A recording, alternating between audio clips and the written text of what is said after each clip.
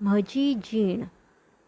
म्हाका कुमार धंद्या खातीर मेळिल्लें भांगरा पदक पळोवन कोणाकूय म्हजो अभिमान दिसूंक फाव.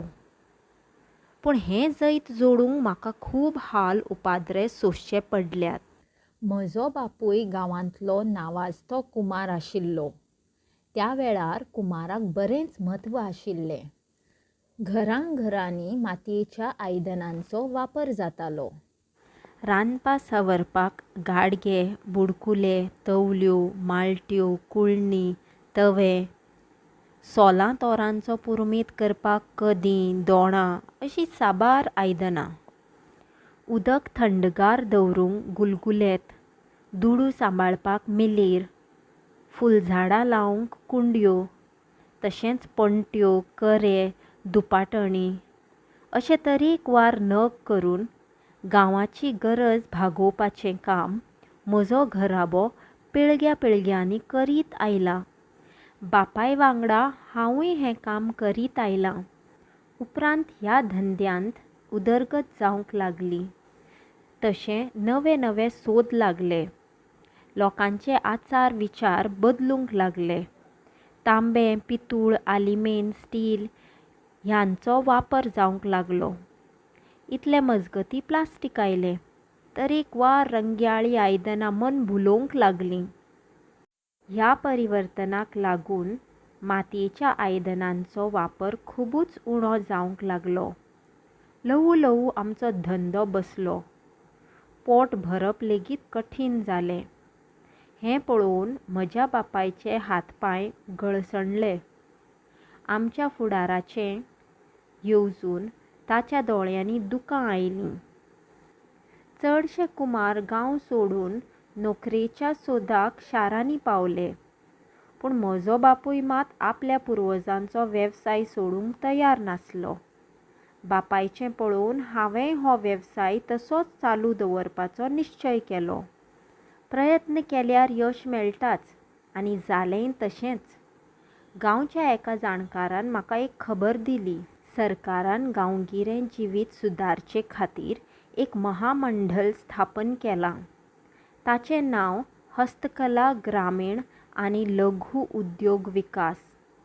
ताचे वरवीं तरेकवार येवजण्यो आंखल्यात. ही खबर आयकून म्हजी उर्बा वाडली.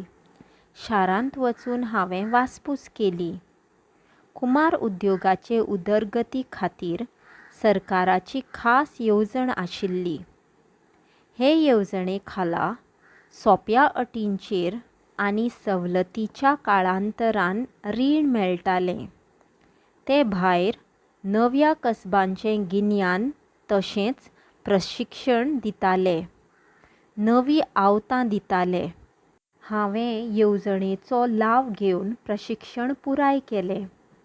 तातूंत मातयेक वेगवेगळे आकार दिवन सोबेच्यो वस्तू, नव्या आकाराचीं सोबीत गुलगुलेतां, फुलदाणयो, तरेकवार खेळणीं, नवे पद्दतीचे नळे आनी विटो तयार करूंक शिकलो.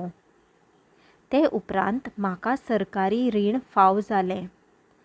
हांवें विजेचेर चलपी चाक, माती कालोवपाचें मिशीन आनी कांय सांचे सवलतीचे दरेन सरकारा कडल्यान विकते घेतले. नव्या नेटान हांवें म्हजो धंदो सुरू केलो. तयार केल्लो म्हाल बाजारांत व्हरून विकची गरज पडना. सरकार आमचे कडल्यान तयार म्हाल विकतो घेता आनी विकता. ह्या म्हालाक मागणी वाडत आसा. सुदारीत आवतांक लागून चडांत चड म्हाल तयार करप शक्य जाता. आयज म्हज्या हाता खाला 7-8 कारागीर काम करतात. अशे तरेन आमच्या धंद्याक बरे दीस आयल्यात. म्हालाचो खोप वाडोवचे खातीर सरकार दर वर्सा तरेकवार वस्तूंचें प्रदर्शन घडोवन हाडटा. कारागिराक उर्बा येवची म्हूण तरेकवार वस्तूंच्यो सर्ती दवरता. दर वर्सा हांवूय कुमारा कामाचे सर्तींत वांटो घेतां.